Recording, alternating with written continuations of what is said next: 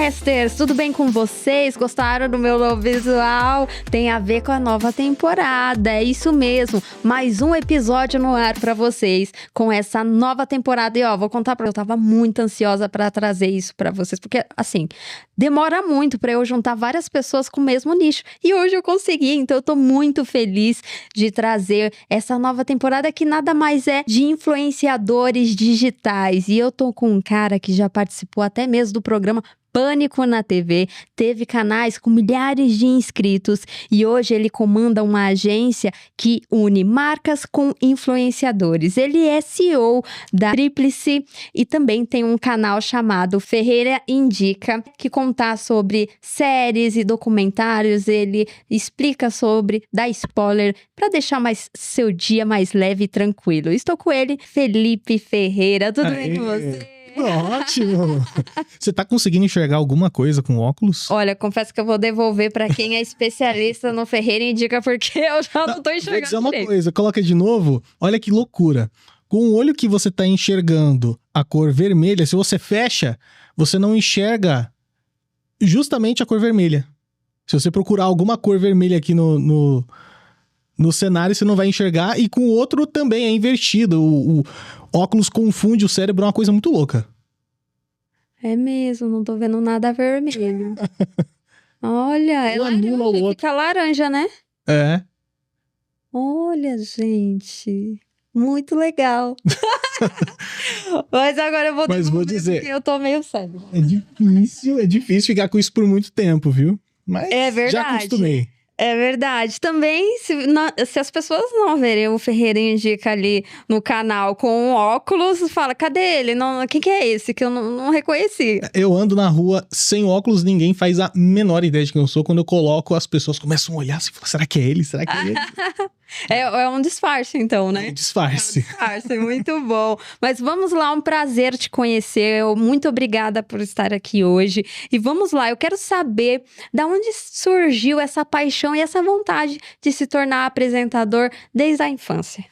Desde pequeno eu tinha como referência as pessoas da minha família que sempre foram muito sociáveis, brincalhonas. Meus tios sempre fizeram piada de tudo e de todas as pessoas e eu via que isso cativava quem estava ao redor. E eu pensei, puxa, eu quero ser assim também. Quero cativar as pessoas que estão próximas, porque eu via que isso rendia muitas coisas boas para eles, né? Ser uma pessoa que diverte as demais, que alegra as demais, te rende pessoas fiéis, favores, esse tipo de coisa. Então isso é um bom caminho. E aí, desde pequeno, eu tentei encontrar minha forma de fazer graça. E fui tentando aprender a fazer imitações desde pequeno. Eu lembro que minha avó sempre assistia muito o Silvio Santos quando ele era vivo, apresentava ali no SBT. E foi a primeira imitação que eu aprendi a fazer. E aí eu fui fazendo vários outros experimentos. E adorei! Depois... Olha, isso aí eu não sabia, gente. Pois é. Eu não sabia. Você sabe imitar mais apresentadores? Sei fazer também o Luciano Huck, que agora está no Domingão. Sei fazer personagem de desenho animado. Muito bom! Como o Bob Esponja, que é amigo do Lula. E o Lula que eu tô falando não é o Molusco. É o nosso presidente. Nem sei fazer outro presidente aí também, tá ok? Caraca! Que gosta de comer o quê?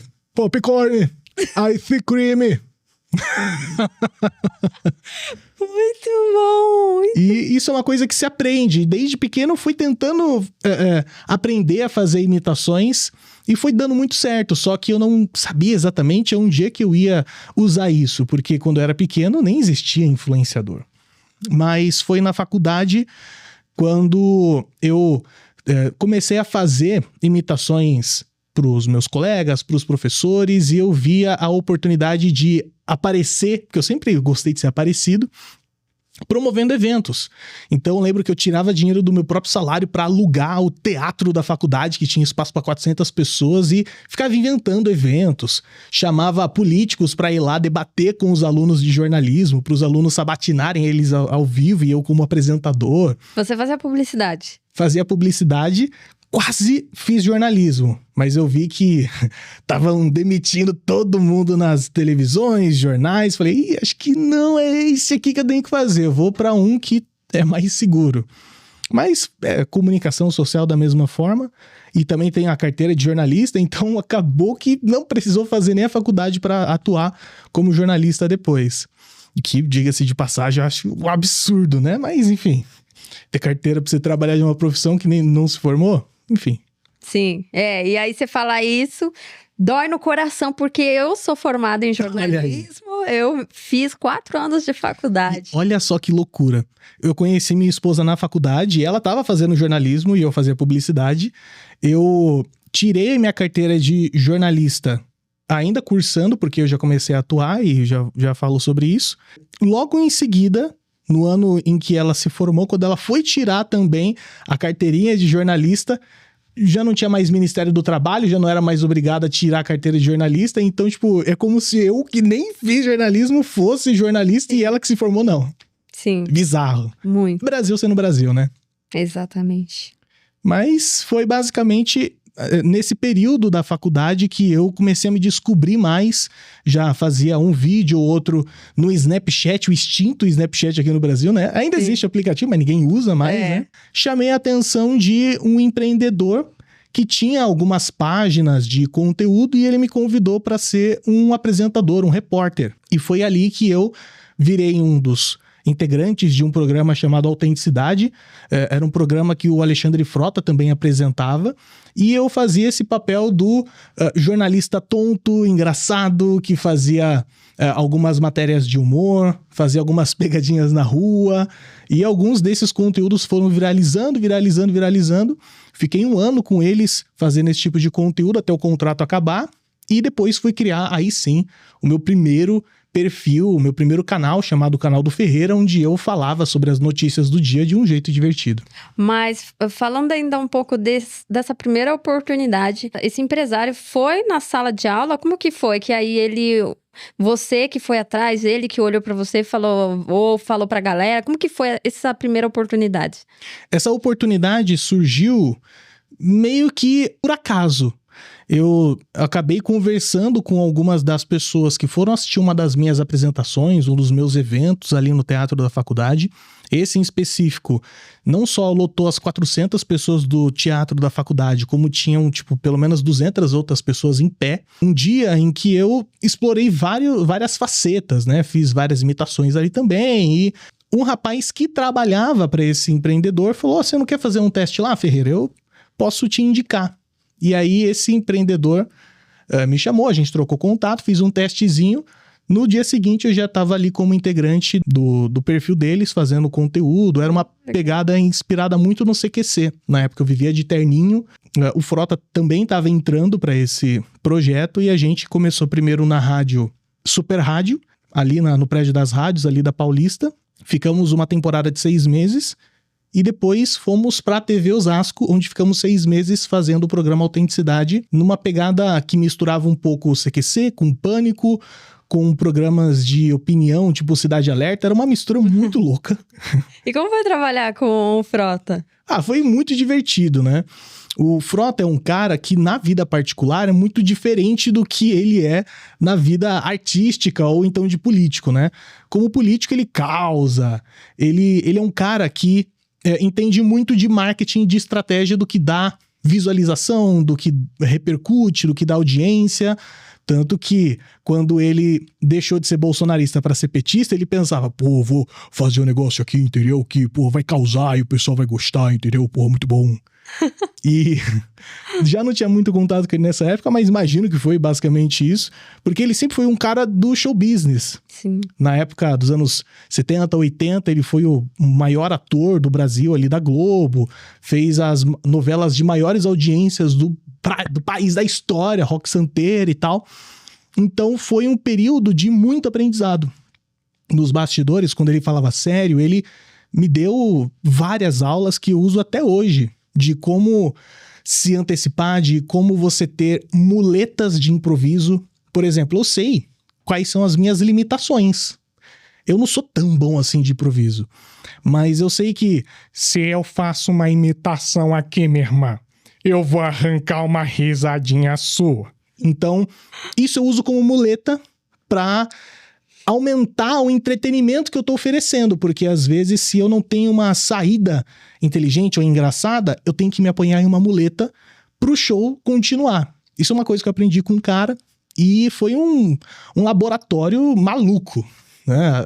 Tinha dia que a gente tava falando de notícias super sérias ali, do que tava acontecendo no país, e no dia seguinte o Frota me colocava um colã de bailarina com amendoim aparecendo aqui, eu super constrangido pra fazer uma esquete tipo Ídolos, onde eu me apresentava.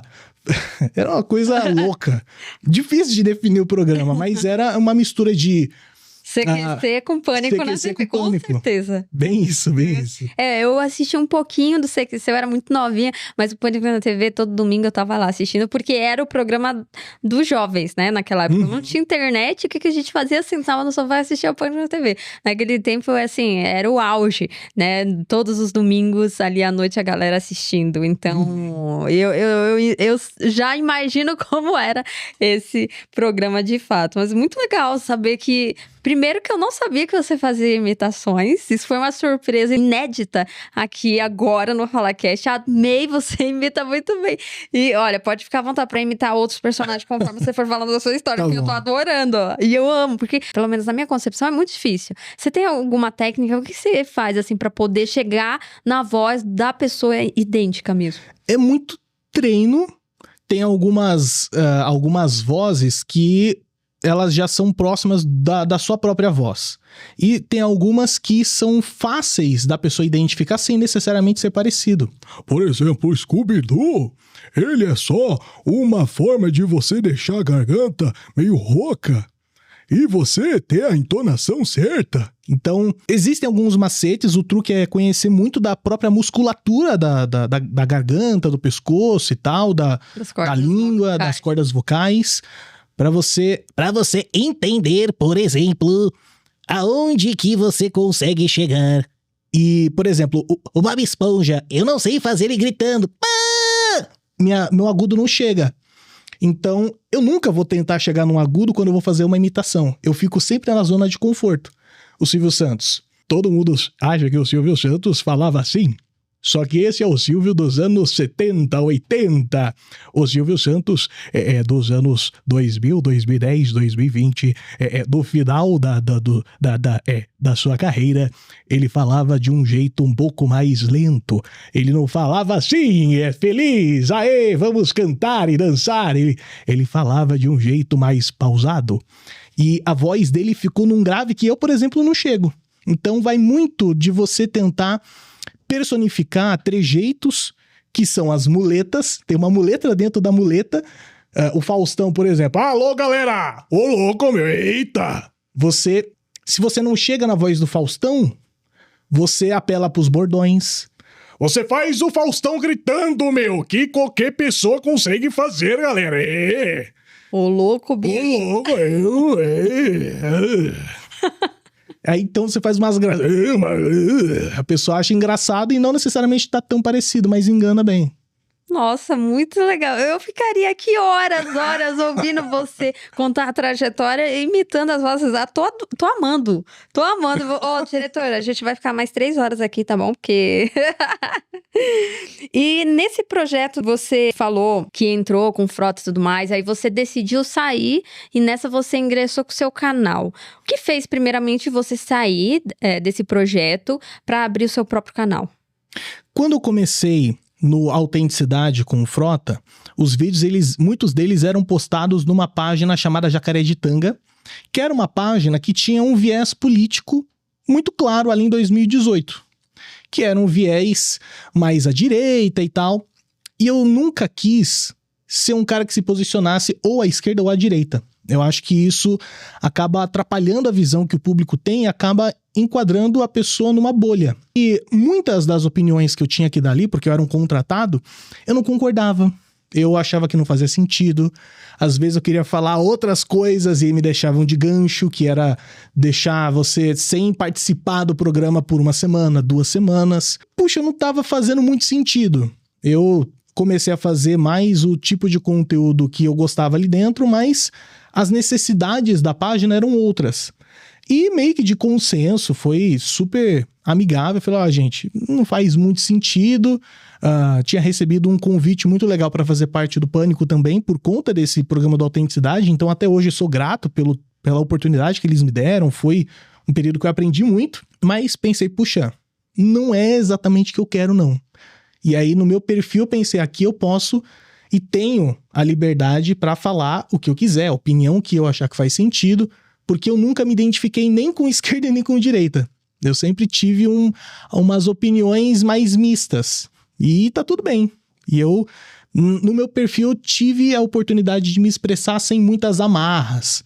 Algumas pessoas que me assistiam na época não entenderam muito bem, porque parecia um outro personagem, mas não era outro personagem, ali eu tava sendo eu de fato. Mas deu certo nesse outro perfil do canal do Ferreira. Eu atingi, acho que 700 mil seguidores, algo assim. E, paralelo a isso, eu fui fazendo outros projetos, como a minha passagem ali pro Pânico, depois no Estadão, alguns outros projetos. Me conta um pouco como foi sua passagem no Pânico. O Pânico foi um convite que o próprio Emílio Surita me fez. O Pânico na TV já tinha acabado, era só o Pânico na rádio. E o Pânico estava tentando entender qual era o rumo que eles teriam com a chegada da Panflix. Hoje o Pânico, ele, assim como vários programas da Jovem Pan, são feitos num estúdio como se fosse uma televisão, né? Acho que eles têm um canal de TV hoje também. E nessa transição eles estavam tentando entender o que eles iam fazer para o Pânico, que era e é até hoje, né, o maior programa da Jovem Pan, voltar até a estética da TV, porque é isso que atrai um público que deixou de acompanhar o programa, que era só áudio, só rádio, né? E nesse período, eles me chamaram para fazer parte da bancada, mas principalmente eles queriam alguém que fizesse matérias tipo CQC. Eles, inclusive, me colocaram ali no programa de 2018, primeiro programa do ano, para entrevistar o Fiuk, que foi bem legal. E logo em seguida me colocaram num avião para Brasília para fazer algumas matérias que até hoje nunca foram ao ar, uma pena que ficaram tão divertidas, fazendo algumas entrevistas com os políticos. Eu lembro que uma das... Isso é muito legal. Eu lembro que uma das entrevistas que eu fiz foi com o Celso Russomano. O Russomano tava vindo em minha direção, eu falei, vai lá, filma, o Russomano tá vindo. Eu, Russomano, lá. E ele ficou todo feliz, vai ser uma entrevista divertida. Falei, senhor Celso Russomano, você está fazendo o seu trabalho, que é fiscalizar o Poder Executivo? Ele falou, claro, mas com certeza. E na época tinha acabado de começar o governo Bolsonaro, né? Então, tinha acabado de definir quais eram os ministros. Falei, muito bem. Qual é o nome da ministra da Agricultura? E ele não sabia responder, ficou totalmente constrangido. E ele é a minha colega de partido. Falei, é mais um motivo pra você saber, Russomano. E ele ficou se embolando e ele saiu pela tangente e tal. Falei, e o do turismo? É o Cláudio? Ele falou, não, é o Marcelo. É isso, é o Marcelo, é. E nossa, essas pérolas não foram pro ar, que chateado eu fiquei depois disso. Mas tá tudo bem. Por que não foi pro ar? Porque eu não fiquei no Pânico. A gente ainda tava negociando ali os Poxa, os que pena. detalhes. Eu falei, calma, eu vou pesquisar agora que eu quero ver. Uma pena. Poxa. A gente tava negociando questões de contrato e tal. E, enfim, não chegamos no consenso quanto a valores, esse tipo de coisa. Mas tive a oportunidade de ficar uma semaninha ali com o pessoal que eu cresci assistindo também. Foi muito legal. E hoje você tem contato com eles ou não mais? Não, eu tive um contato muito rápido. O Emílio é um cara que, nos bastidores, principalmente, ele é muito legal. Ele chegou conversando comigo como... É esquisito falar disso, porque eu tive poucos contatos com o Emílio. Mas ele chegou como um paizão, sabe?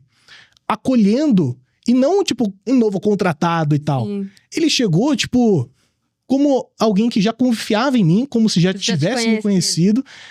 E, tipo, falei, cara, esse cara aqui vai ser um baita professor pra mim, porque eu me senti muito à vontade com ele.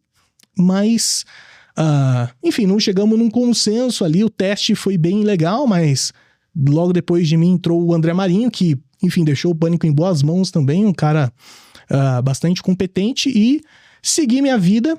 Logo depois entrei pro Estadão, tava já em negociação para iniciar um projeto com eles e acabei saindo do Pânico, mas não tenho contato com eles ainda não. Você migrou, né, para a mobilidade ali do Estadão, ingressou, ficou um tempo lá. E aí eu queria entender também como foi essa transição para você, né? Entrou ali no Estadão, que é mais focado no jornalismo. E como foi para você, né? Se formou em publicidade, fez ali um programa parecido, um mesclado CQC/Pânico, para fazer humor com política, que foi o que você fez de fato, para entrar no Estadão, que é totalmente diferente. Como foi esse impacto? Muito louco. Eu acho que o Estadão foi o lugar onde eu mais aprendi. Porque eu sempre pensei que eu era exigente com a qualidade do que eu estava fazendo. E eu percebi que eu não era nem um pouco exigente perto do que o Estadão era comigo. Eu, tecnicamente, entrei como fornecedor do Estadão. Então, era um contratado que fazia o conteúdo no meu estúdio e entregava o material para eles publicarem no perfil. Tecnicamente, essa foi a forma da gente trabalhar. Só que tinham pessoas do Estadão que faziam controle de qualidade para que o conteúdo ele fosse ao ar como um editorial, e indo como um editorial é o Estadão que está falando, então eu tinha que atender uma série de normas e exigências, porque é uma empresa bem séria. Só que eu percebia que eu não entendia tanto assim de língua portuguesa quanto eu achava que entendia. Eu sempre fui o cara que corrigia as pessoas. Então, se alguém dissesse mim fazer, eu falava assim, não é mim, é eu fazer. Sim. E eu pensava, poxa, eu vou me dar super bem. Eles me adiantaram quando contrataram que ia ter esse tipo de coisa. Falei, vai ser moleza. Nossa, mas foi todos os dias por 1 ano e meio sendo corrigido e aprendendo muito. Inclusive, um abraço pro Dante, que era o cara mais chato do mundo comigo. E isso foi ótimo, porque eu aprendi demais. E hoje eu tenho eu levo muito disso pro meu dia a dia. Vou dar um exemplo, tá? Toda a produção dos vídeos do Mobilidade Estadão ficavam comigo, desde o roteiro até a gravação, e a minha equipe fazia a edição. Então era uma produtora de conteúdo que eu montei depois que eu saí lá do Autenticidade. E tinha um conteúdo sobre bem-estar e saúde, principalmente para pessoas que andam de bike, esse tipo de coisa. E uma das falas era sobre o uso de protetor solar e tal. O meu editor, na época, na maior inocência, colocou lá no banco de dados de imagens ali que a gente contratava para ilustrar, uma moça passando protetor nas pernas e tal.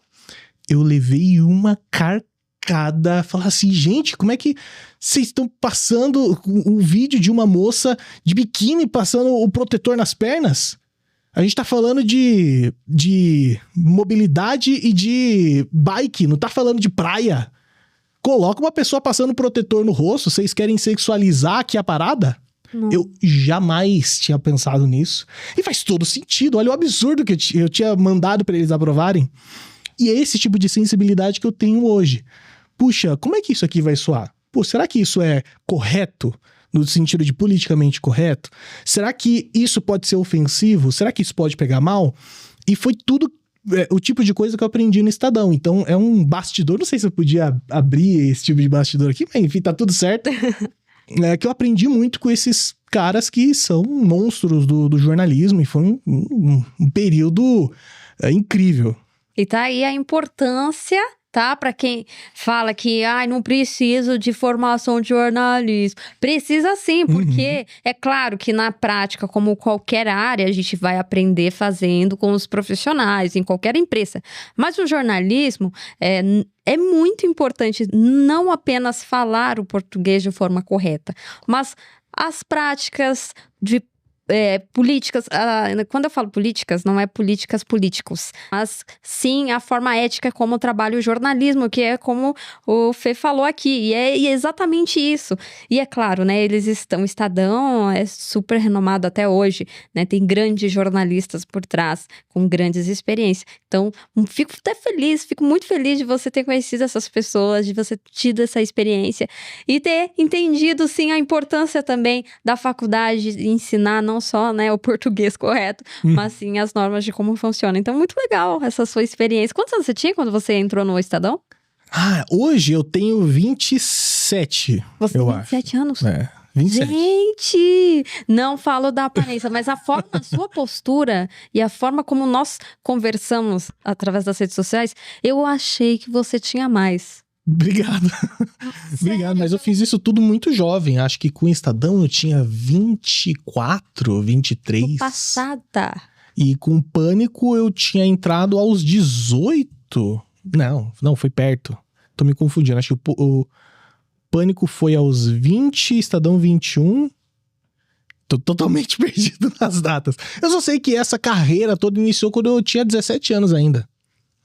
Tirei minha carteirinha de jornalismo já aos 18. Passado. E foi mais ou menos isso.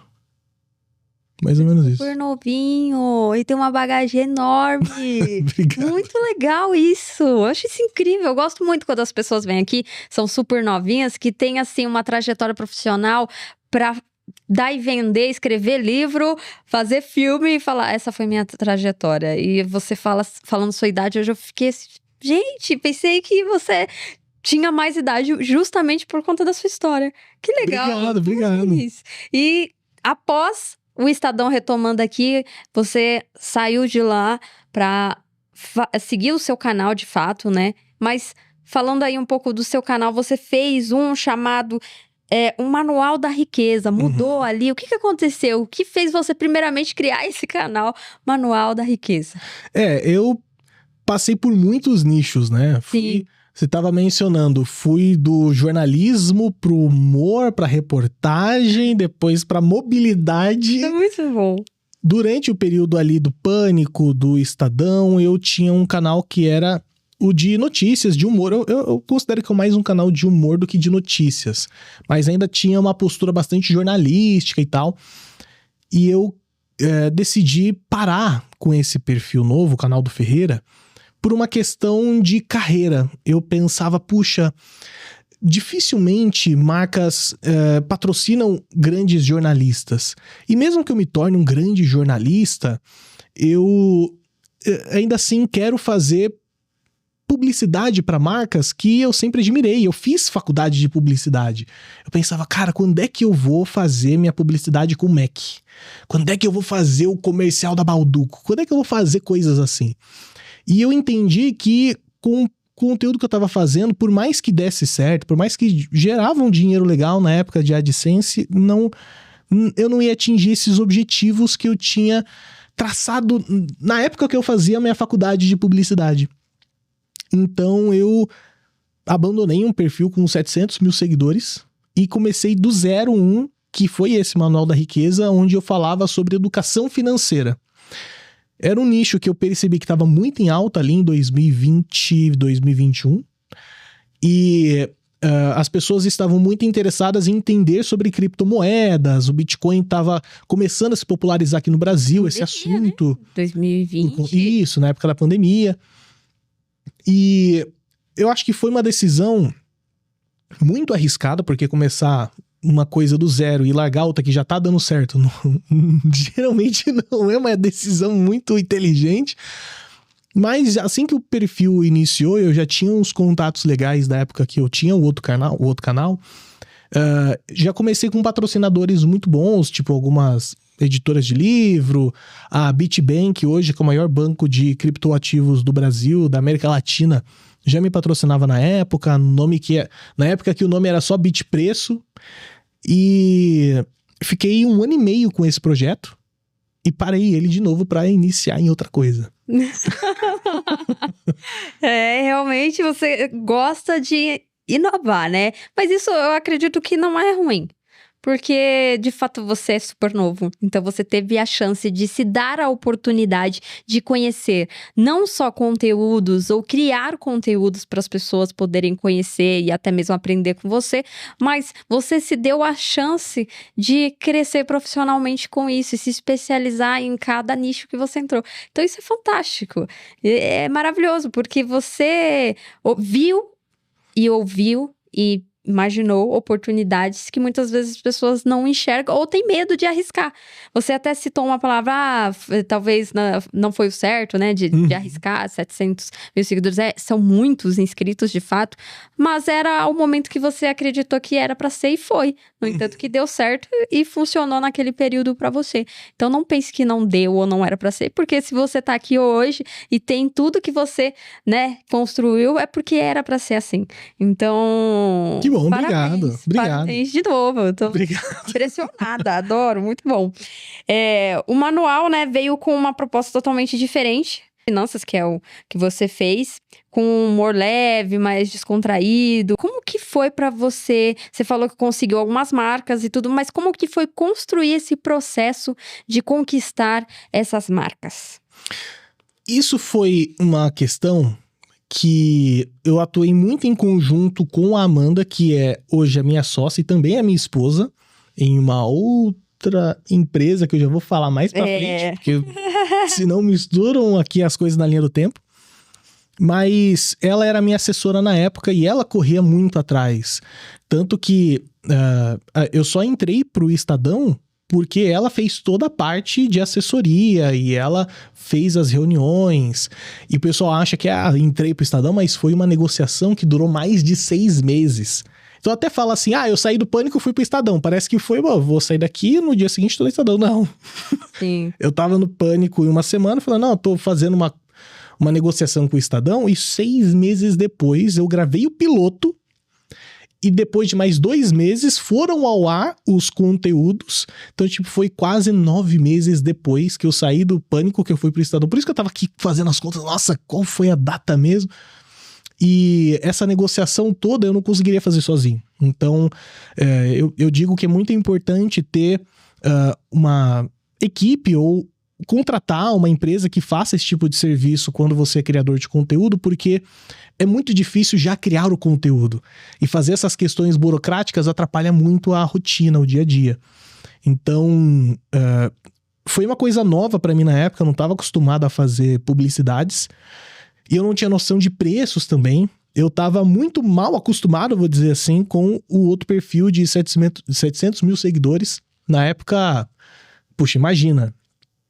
Menino jovem de 22 anos, Sim. Recebia na época 20 mil reais só de AdSense do YouTube. Eu não sabia nem o que fazer com o dinheiro. Eu falei, eu acho que eu posso me dar o luxo de jogar isso daqui pro lado e iniciar o negócio do zero. E aí eu me surpreendi porque finanças é um mercado que roda muito dinheiro, Sim. só que não é um mercado tão popular quanto o humor. O humor todo mundo consome, finanças não. Então foi muito difícil encontrar uma linguagem que fosse acessível, que eu conseguisse ainda explorar meus dotes de humor e tal, só que ao mesmo tempo que comunicasse bem com o mercado publicitário, porque eu não tinha essa experiência. Foi graças à minha assessora na época, Amanda, que consegui fechar essas parcerias e durante 1 ano e meio que eu fiz o Manual da Riqueza, todo esse período foi com os patrocinadores e durante esse período também estava no Estadão, que geravam uma receita boa para minha produtora na época. Então, foi novo, foi difícil entender, a gente quebra muito a cabeça, às vezes a gente se decepciona com contratos que a gente acha que vão acontecer e não vão. Mas eu me preocupei muito em fazer uma reserva financeira boa para a empresa na época para não me atrapalhar ali com as finanças e, enfim, Sim. Conseguir começar esse projeto ambicioso do zero como eu fiz.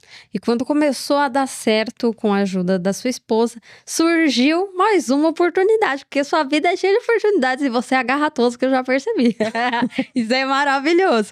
E uma delas foi exatamente da sua esposa, Amanda, que te convidou para fazer parte da agência e tomar conta junto com ela. Como que foi mais essa oportunidade que você também agarrou? Depois de 5 anos criando conteúdo de forma profissional, meu primeiro vídeo na internet já faz 11 anos que eu postei, mas que eu tô atuando assim de forma profissional são 7. Ela iniciou esse trabalho como assessora de influenciadores, mas era só um freela, era uma forma de ela ganhar mais, e eu fui o cobaia dela. E aí, logo na estreia, ela conseguiu fechar o Estadão e depois as outras publicidades para o Manual da Riqueza. E ela viu que a empresa precisava crescer e ela não conseguia sozinha. E também não conhecia pessoas qualificadas e de confiança para realizar esse trabalho com ela. Então, ela disse para mim, olha, tem uma proposta para você. Essa sua carreira aí que já deu certo, você não quer largar? E começar a empreender comigo do zero? De novo? Falei, nossa, que ideia ótima! E foi exatamente o que eu fiz. E eu acho que essa foi a maior loucura que eu fiz na minha vida. Eu já empreendia, porque eu tinha uma produtora de conteúdo. Mas eu enxerguei a possibilidade de chegar muito mais longe. Porque é aquilo, né? Você quer ir rápido para algum lugar? Vai sozinho. Você quer ir longe? Você vai com outras pessoas. Até hoje eu guardo na memória uma frase que eu li no escritório do Tutinha lá na Jovem Pan, que era: ninguém faz sucesso sozinho. E eu pensava, eu tô me matando de trabalhar. Eu ganhava super bem na época, eu não posso reclamar disso. Mas eu dormia 4 horas por noite e tava esgotado. Falava, gente, eu preciso... Eu já tinha 2 pessoas que me ajudavam, tinha um editor e um assistente. Mas eu falava, nossa, eu preciso de alguém para dividir a responsabilidade comigo. E foi o contrário.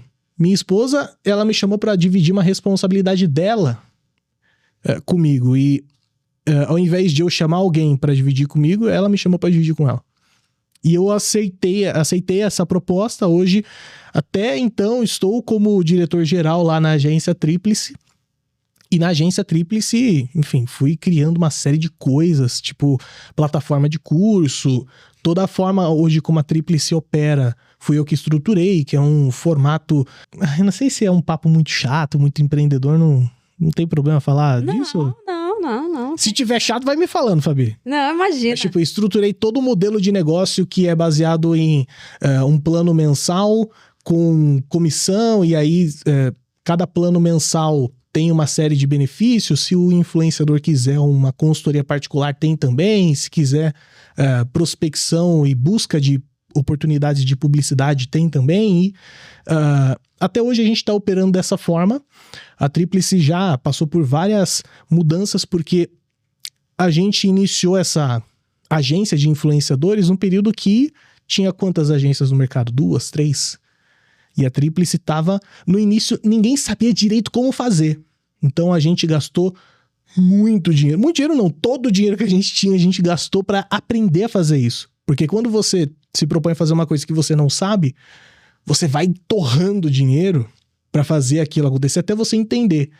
Toda a reserva que a gente tinha, a gente investiu nesse plano, hoje tá dando tudo certo, mas a gente correu um risco absurdo porque era algo novo. Hoje, a gente tá no mercado que tem no Brasil, eu chuto, tá? Não tenho esse dado preciso, mas deve ter mais de 10 mil agências de influenciadores por aí. Muitas. E eu comecei quando era mato. Eu não, né? Eu e minha esposa começamos quando era mato. E a gente precisou entender todos os caminhos do zero.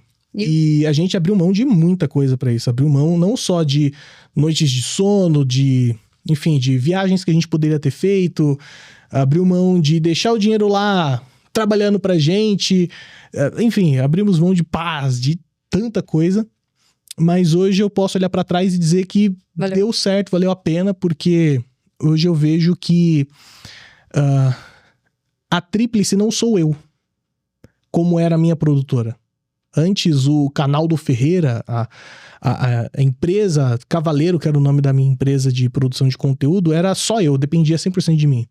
Hoje eu tenho o prazer de estar aqui conversando com você porque a empresa está rodando com as outras pessoas que trabalham lá. E isso me faz tirar um peso forte das costas, que é o que todo empreendedor quer no final das contas, né? Sim. Não tô me ausentando da empresa. Depois que eu voltar, tem algumas coisas para resolver, tá tudo certo. Mas essa flexibilidade maior para conseguir fazer coisas que eu tenho vontade, eu não conseguiria se eu continuasse a fazer tudo sozinho, se eu tivesse uma eu presa ainda até hoje. Sim, com certeza.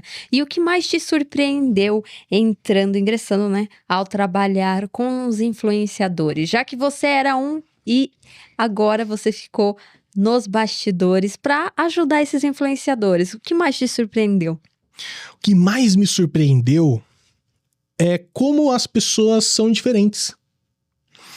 Eu já tive que lidar com milhões de visualizações, com milhões de pessoas, mas nunca tinha lidado com tantas pessoas de forma real. Quando você olha ali que um vídeo deu 8 milhões de visualizações, é um número. Quando você tem uma pessoa conversando com você, você tá vivendo aquele momento com aquela pessoa.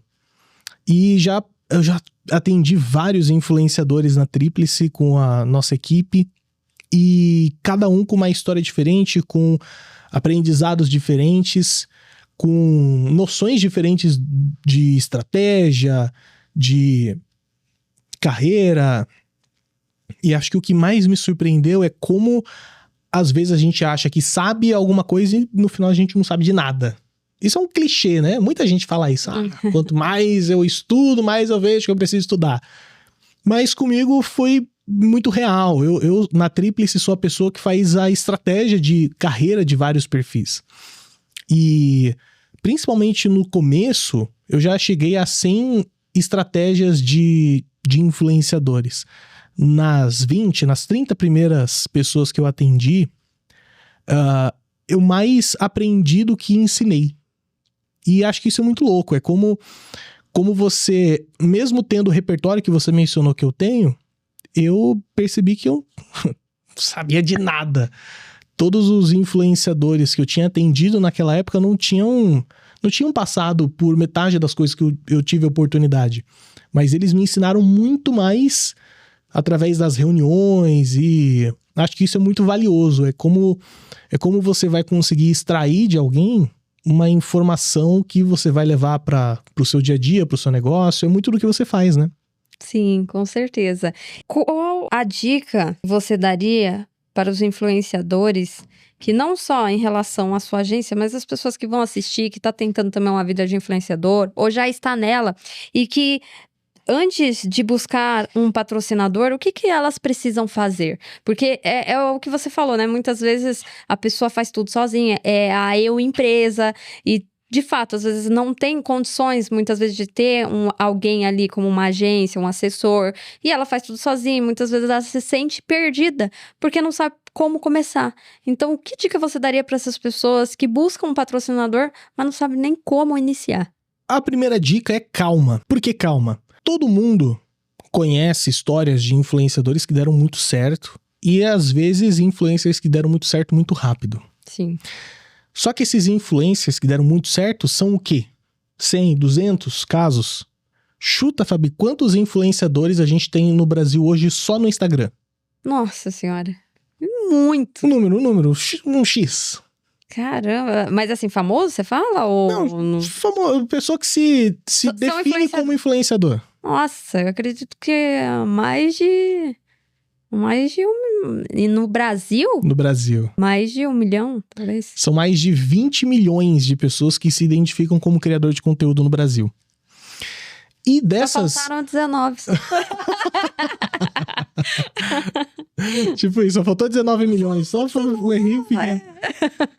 Mas assim, a gente tá acostumado a ver histórias de sucesso quando o cemitério dos perdedores é silencioso. É uma frase forte isso que eu tô dizendo, mas assim, as pessoas acham que ser influenciador é apenas postar vídeo, ter constância que dá certo. Não é só isso. 20 milhões de pessoas, teoricamente, fazem isso. E as histórias que a gente conhece dos que deram certo, dos que bombaram rápido e tal, são poucas pessoas dentro desses 20 milhões. Se for 1.000 pessoas que você conhece que aconteceu de ter sorte, e eu acho que 1.000 já é um número altíssimo, mas mesmo assim, tô jogando o número lá em cima. Olha como 1.000 não quer dizer nada dentro de 20 milhões. Então, pensa que provavelmente, mas muito provavelmente, você não faz parte desse grupo que vai ter sorte. Então, tenha calma com a sua expectativa de retorno, com a sua expectativa de quando as coisas vão dar certo, porque a cada dia que passa e mais pessoas se tornam influenciadores, hoje 75% dos jovens querem ser criadores de conteúdo. Antes, 20 anos atrás, 75% queria ser ator ou jogador de futebol. Hoje são pessoas que querem ser influenciadores, então vai aumentar esses 20 milhões que eu citei. Então pense que você pode estar na maioria e não na minoria. Tenha calma e saiba quais são as suas limitações e estude para você conseguir se superar. A gente falou várias vezes aqui sobre a importância de estudar, a importância de fazer faculdade. Como hoje não existe faculdade de influencer, as pessoas dificilmente vão entender que isso é uma profissão, mas precisa ser muito profissional para ser influenciador. Então, pense que é como se você estivesse sonhando em ser empreendedor. Hoje, 90% das empresas do Brasil fecham depois de 5 anos. E se você não se planejar bem, não se estruturar bem e achar que é só ligar um celular, uma câmera, comprar uma lapelinha e falar aqui, você provavelmente vai fazer parte da estatística que não deu certo e você vai se frustrar. Então, calma com a sua expectativa. Não tô falando calma para você tirar o pé do acelerador. Enquanto você tá calmo, trabalha mais e descansa menos. É bem cruel a vida de influenciador digital. Amanhã é feriado e amanhã eu tenho 7 vídeos para gravar. Eu não vou descansar amanhã, porque enquanto a minha empresa tá de folga, eu tenho que cuidar da minha outra empresa. Então, se você não tem estudo, se você não tem capacidade técnica para fazer alguma coisa, estuda e mantenha a sua expectativa de quando esse retorno vai acontecer lá longe. E uma dica que eu posso te dar para você ir estudando é uma plataforma chamada Influencerflix. É uma plataforma criada pela agência Tríplice, a nossa agência, inclusive, e lá tem vários cursos de como você pode crescer, de como dominar o algoritmo, de como fechar parcerias com marcas. Tem até aulas sobre finanças para influenciadores, que é muito do conhecimento que eu trouxe da época que eu era influenciador de finanças. Muito legal. E a gente também está chamando vários especialistas para dar aulas especiais lá, então procure estudar. Não é porque não existe uma faculdade de influenciadores que não existe como você estudar para essa profissão. Não tem faculdade de influência, mas tem faculdade de edição, de design, tem faculdade de jornalismo, porque se você vai dar uma informação, você tem que saber como fazer isso direito. Então você pode estudar várias coisas que vão complementar nessa carreira como criador de conteúdo. E vai estudando de picado, é o que tem. Exato. E para aqueles que já têm um conteúdo bom, domina a ferramenta e sabe como editar, mas ainda assim se sentem como se não fosse visto pelas marcas, o que você diria para elas? Existem várias formas de um influenciador chamar a atenção das marcas. Eu vejo que existem 3 etapas que a pessoa precisa passar. Primeiro, a marca precisa saber que seu perfil existe. Muitas vezes o influenciador fala, pô, o outro influenciador tem menos seguidor que eu, menos visualização, ele fecha publicidade, eu não fecho. O recrutador de influencer não tem obrigação de saber quais são os 20 milhões de criadores de conteúdo que existem no Brasil. Então, às vezes, não é por mal. Às vezes, eles não sabem que o seu perfil existe. Você precisa chamar a atenção deles de alguma forma, e você pode fazer isso com palavras-chave corretas ali na sua bio. Você pode ter um arroba fácil de ser encontrado, de repente um arroba que tem a palavra do seu nicho, por exemplo, Fabi Moda, se o nicho da Fabi fosse moda.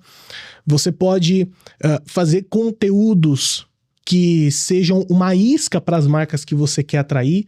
Vamos supor que eu quero fechar uma publicidade com a Disney quando lançarem Lilo e Stitch.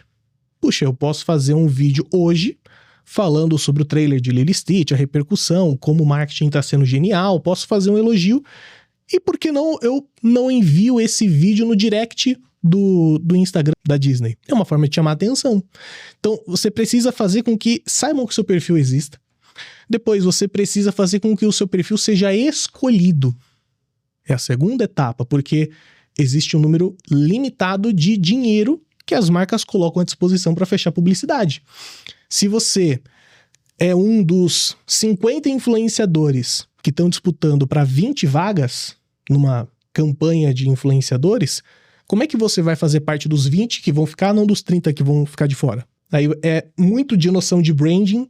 Seu perfil tem que estar alinhado com os valores que a marca tem que estar com uma identidade visual similar, seu perfil tem que estar bastante amigável para determinadas pautas, seu perfil não pode ser ofensivo, tem que ter bastante qualidade. Eu sei que o formato, por exemplo, de chroma key é um formato bastante popular, mas uma Coca-Cola, por exemplo, não vai se associar com um influencer que filma de regata, que não cuida da pele, que filma em chroma key, por exemplo. Então, é importante isso de você ter estratégia para ser escolhido e o seu perfil se sobressair em relação aos outros. E o terceiro, você tem que se manter relevante. Seu perfil precisa ser do tipo que os recrutadores lembram às vezes. Você tem que ser o influencer que sai de casa e que não faz o mais do mesmo. Você tem que ter os seus vídeos virais. Você tem que ser criativo e ativo. Porque o criativo é aquele que tem ideias. O criativo ativo é aquele que tem ideias e coloca elas em prática. Então, não seja mais do mesmo. Seja um criador de conteúdo que tem uma estratégia por trás e que não fica esperando a pública aí no seu colo. É isso aí, muito bom, é isso mesmo. E é claro que muitas pessoas vão falar, tá bom, ouvi tudo isso, mas eu faço tudo sozinha, é difícil. Para quem começou desde o início, os influencers, muitos deles, é claro. Vou dar um exemplo aqui que todo mundo vai saber, porque assim, é muito fácil as pessoas reclamarem, né, de falar, mas eu faço tudo sozinho, é difícil fazer tudo sozinho, ainda ter que correr atrás da... gente, se a nossa realidade é assim, não tem muito o que fazer. E algo que eu posso falar aqui, o Whindersson Nunes. Ele não tinha um celular, ele tinha uma câmera simplesinha. E o que ele fez? Constância. Ele começou a gravar, mas começou a melhorar a qualidade, começou a fazer edições muito, assim, que chamava a atenção das marcas. E não foi no primeiro ano, não foi no segundo que ele, de fato, viralizou e que conquistou as marcas. Foi exatamente o que o Ferreira falou. Foi ele melhorando a técnica, que foi aí que ele chamou a atenção de fato. E foi quando as pessoas começaram, esse menino tem algo especial. Olha as edições dele, olha ele brincando. As paródias. A qualidade do texto. Exato, olha ele brincando e falando sobre a realidade da comparação do rico com o pobre. E assim, todo mundo se identifica. E usando o humor, né, que ele manda muito bem nisso. Mas, além disso, as edições fez todo sentido para o roteiro fluir. Porque se fosse algo assim, não ia viralizar, ele não ia ser o que ele é hoje, que é o Whindersson Nunes. Então, assim, se a gente quer dar um exemplo claro, ele é essa pessoa que começou e iniciou sozinho, fazendo tudo da forma como ele tinha naquele momento e depois ele melhorou. Então é isso, de tudo que você falou, é isso. E assim, comece com o que você tem hoje e depois você vai melhorando. E é importante a pessoa saber do seguinte... mas o Whindersson Nunes, ele continuou gravando os vídeos só com o celular e sem camiseta por 10 anos. Isso foi uma estratégia pensada. Exato. E o quanto o cara abdicou, não só de tempo, não só de feriados, não só de descanso, mas até de saúde mental pro cara chegar onde está, é uma coisa que as pessoas não levam em consideração. Deve ser bom demais ser o Whindersson Nunes. Aproveita aqui para deixar meus votos de melhorias pro Whindersson. Tá passando por um problema de saúde mental bem grave, bem sério. E isso é reflexo do que acontece nos bastidores quando a câmera desliga. Então, o influencer aí tem que ter noção de que uma coisa é o show, outra coisa é o bastidor. No bastidor tem muito trabalho para ser feito. E se você quer ser um Whindersson Nunes, entenda que não é só o sucesso, não é só a parte boa. existe o que acontece na vida pessoal também. Você está disposto a se doar e abdicar de tudo que o Whindersson fez, por exemplo? Eu, por exemplo, não estou disposto. Meu objetivo não é ser o maior influenciador do Brasil. Porque não é só o bônus que você ganha, o ônus também. Eu fico contente em ser uma pessoa relevante no meu setor, em ser convidado para ser entrevistado e bater um papo legal com pessoas incríveis como a Fabi aqui no FalaCast. Você tem que ter também essa noção de onde você quer chegar, porque quanto mais longe, mais você tem que ceder, mais você tem que abdicar de tempo com a sua família, mais finais de semana, mais dinheiro você vai ter que gastar com maquiagem para esconder olheira, ou então com óculos 3D. Fica a dica. Fica a dica. Mas é isso mesmo, é isso mesmo. E falando em influenciadores e tudo mais, essas dicas, eu queria entrar um pouco da tecnologia, porque essa nova era que estamos vivendo vai avançar ainda mais com as inteligências artificiais. E a pergunta que eu gostaria de fazer para você, com tanta tecnologia surgindo como as inteligências de fato, você acredita que a influência humana vai continuar sendo essencial para as marcas? Pergunta interessantíssima. Eu acho que sim, porém, por um tempo. Por exemplo, a Lu do Magalu venceu o Dança dos Famosos um tempo atrás. Um personagem inexistente. Uma programação em CGI ali, uma computação gráfica, que venceu um troféu, enquanto pessoas reais, humanos, não venceram. Então, eu acho que ainda vai acontecer de o homem ser um animal social. Então, conexões humanas ainda vão prevalecer em relação à inteligência artificial. Até o momento em que as pessoas se conectarem de forma tão profunda com o IAs, a ponto de não saber se aquilo é uma inteligência artificial, isso já está meio que acontecendo, ou a ponto de saber que aquilo é uma inteligência artificial e mesmo assim se conectar e ser influenciada. Existe um perfil chamado Iatana no Instagram, que é um perfil criado por europeus de uma modelo que não existe. Ah, eu acredito que eu sei qual é. Saiu até em jornal e tudo mais. Sim, e sei. No ano passado, tipo um ano atrás, idêntico. Parece uma moça muito bonita que ela tá ali fazendo fotos e stories sensuais, por exemplo. E não é. É uma imagem gerada por inteligência artificial. Olha que loucura, gente. Esse perfil criou um OnlyFans. E um ano atrás, eu não faço ideia do quanto tá ganhando hoje, mas um ano atrás já tava faturando $20 mil, 20 mil euros, alguma coisa assim por mês. Exatamente, eu vi isso. Então, tem gente que se contenta com robôs, por exemplo. Tem gente que se contenta com inteligência artificial. Mas eu acho que vai acontecer da inteligência artificial tomar um espaço, mas ela não vai tomar todo o espaço. Ainda vai acontecer uma hipervalorização do humano. Por que Missão Impossível é tão legal? Porque a gente sabe que é o Tom Cruise que tá pulando de um penhasco de moto. A gente sabe que é ele que ficou 7 minutos sem respirar e quebrou recorde mundial para fazer um filme. Isso é muito legal. Ah, beleza. A IA consegue fazer um vídeo de um cara pulando do penhasco ainda mais legal de assistir. Mas eu sei que não foi um ser humano. Então isso tira impacto porque no mundo digital tudo é possível. Eu posso criar um dinossauro e o dinossauro é mais legal de ver do que uma pessoa. Só que o que a pessoa consegue me entregar, que um computador vai perder o impacto por não ser real. Pode ser que um dia isso fique 50-50. Eu acho que ainda não tá na hora. Muita gente vai continuar caindo em golpe, vai continuar sendo enganada, vai ser influenciada por pessoas não reais, não humanas, mas isso vai ter uma parcela de mercado do quê? De uns 20%, 30% daqui 5 anos, quando isso de fato bombar muito. Acho que ainda tem um tempo grande para as pessoas criarem conteúdo, crescerem e continuarem influenciando outras pessoas humanas, né? Eu acho que esse termo vai acontecer. Pessoas humanas e pessoas não humanas. Com certeza, com certeza. E a gente já tá finalizando, mas ainda não acabou. Se você pudesse mandar uma mensagem pro seu eu de 2017, no tempo da sua faculdade, o que você diria hoje? Compre Bitcoin. Compre Bitcoin, porque o Bitcoin vai valorizar muito, você vai ficar multimilionário e vai poder largar tudo e ficar no Caribe tomando água de coco. Não tem jeito. Sempre que tiver alguma pergunta do tipo, o que você diria pro passado? Fala assim, ó, joga 07 16 45 65 66 na Mega Sena no dia tal que você vai ganhar 45 milhões. É isso que eu faria. Eu não faria, olha, dê mais atenção para fulano de tal, essa pessoa precisa de você. Não, ganha dinheiro, fica de boa e viva de renda. É isso que eu faria. Muito bom, gostei.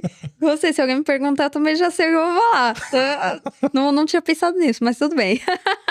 Eu preparei uma gincana de perguntas e respostas surpresa pra você. Legal. Focado na sua profissão. E é apenas 8 perguntinhas super rápidas. Você tem apenas 2 opções, ou A ou a B. E aí você escolhe. Bate bola, jogo rápido. Jogo rápido aqui, eu não sei imitar. Bora lá. Adorei, não acredito que você sabe fazer Maria Gabriela. Agora você vai ter que responder com a voz dela. Com a voz da Marília. Isso. Então vamos lá. Está começando mais uma gincana de perguntas e respostas. E hoje com Felipe Ferreira. Vamos lá. Quem é você na profissão? Na hora de fechar uma publi, você é mais criativo e impulsivo ou estratégico e cauteloso? Na hora de fechar uma publi, eu sou mais criativo e impossível e faço imitações quando dá. Eu gosto muito de fazer o limite do que a publicidade deixa, porque é muito normal quando você faz uma publi, a pessoa, o seguidor, já fica com menos vontade de dar like, menos vontade de compartilhar. Agora, quando você, por exemplo, vai fazer uma publicidade de saco para lixo, e você tem a oportunidade de fazer piada com cocô, a pessoa que tá assistindo fala, ai, nossa, não acredito que aprovaram isso. E é com isso que eu tento trabalhar. Quando um conteúdo flopa, você finge que nunca existiu, analisa o que deu errado. Eu finjo que não existiu. Às vezes o conteúdo flopa não por sua culpa, mas às vezes por conta das circunstâncias do algoritmo. Se o Papa morre e o algoritmo tá priorizando conteúdo sobre Papa, você não teve culpa. Então, finge que não aconteceu, porque um flop hoje não define sua carreira no longo prazo. Para atrair patrocinador no começo da carreira, o melhor caminho é A. Produzir muito conteúdo até ser notado, ou B. Ter uma boa estratégia comercial desde o início. Ter uma boa estratégia comercial desde o início, com certeza. Influenciador bom é aquele que viraliza com qualquer coisa, ou B, cria comunidade com propósito. Cria comunidade com propósito. Às vezes você não precisa de 1 milhão de seguidores para você ganhar 10 mil reais por mês. Às vezes você só precisa de 1.000 pessoas que te deem 10 reais. Nos bastidores da Tríplice, você é mais o cara das ideias malucas ou que coloca ordem na casa? Eu coloco ordem. As pessoas não imaginam o quão carrasco eu sou com as pessoas do dia a dia. Claro que eu não extrapolo, né? O processo trabalhista tá aí também. Mas eu tenho uma persona geralmente diferente quando eu tô trabalhando. Sou mais sério, eu falo o que deve ser feito e digo não sem levar em consideração se a pessoa vai gostar ou não. O interesse é o que o cliente vai preferir, o que vai ser melhor para ele. Se tivesse que escolher entre audiência ou credibilidade, você escolheria audiência ou credibilidade? Nossa, difícil essa, hein? Porque se eu disser aqui que eu prefiro audiência do que credibilidade, o pessoal vai falar, então não vou me contratar esse cara. Então eu vou falar. Eu vou mentir, eu prefiro credibilidade. Ou seja, os dois é válido. Válido. Quando surge uma nova rede social, você já cria perfil e testa tudo? Ou espera ver se vai vingar primeiro? Espero ver se vai vingar primeiro. Eu também, não é perder tempo, né? Já tem tanta coisa pra fazer. Eu crio meu perfil lá. Faço a primeira publicação. Se eu ver que o negócio deu certo, eu continuo, porque é tanta coisa pra administrar. O maior desafio do influenciador hoje é manter a criatividade viva ou lidar com a pressão psicológica? Lidar com a pressão psicológica.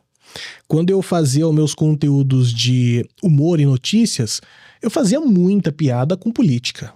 Então, por exemplo, se o Bolsonaro dissesse popcorn, ice cream, thinners, eu fazia piada, óbvio. E muita gente não gostava. E tá tudo certo não gostar, mas eu não deixava de fazer. Da mesma forma que quando o Lula diz, olha, se o café tá caro, é só você acordar na hora do almoço. Eu fazia piada. E por conta disso, eu fui cancelado várias vezes. Várias vezes o pessoal me detonou, já recebi ameaça de morte, já recebi gente me mandando mensagem falando, eu vou te enviar um presentinho. Isso, numa época, até me fez ir morar na casa da minha então namorada por um mês para as coisas baixarem. Porque quando você faz piada com as notícias e às vezes acaba esbarrando nisso daí, por mais que você não esboce preferência por fulano, ciclano, tem gente que não gosta, parece estar ofendendo a pessoa, e não uma pessoa que deveria ser nosso funcionário, né? Eu vejo que isso me blinda muito hoje em dia. Acontece muito de eu postar um vídeo falando, esse filme é bom. Aí um monte de comentário depois. Você não entende nada, esse filme é uma bosta. Você é um cara burro, um cara sem carisma.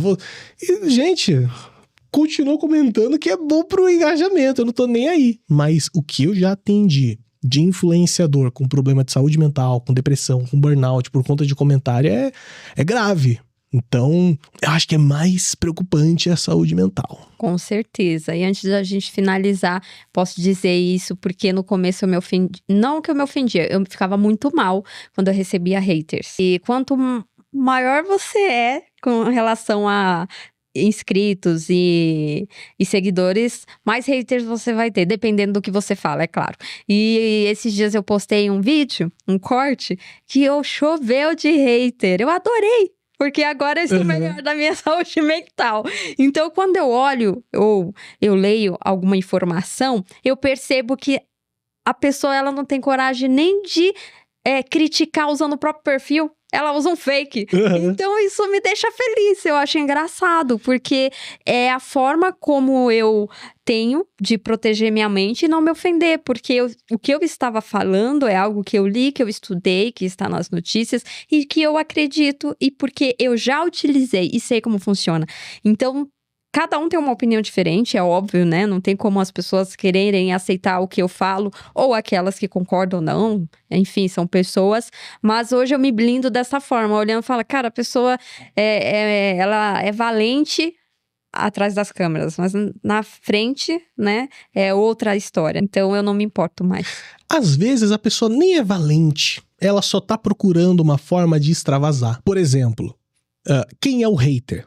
É a pessoa que às vezes trabalha numa escala 6x1, ganha um salário mínimo, tem que passar 3 horas no metrô pra ir pro trabalho, 3 horas pra voltar, chega em casa, ela não pode esfaquear o marido.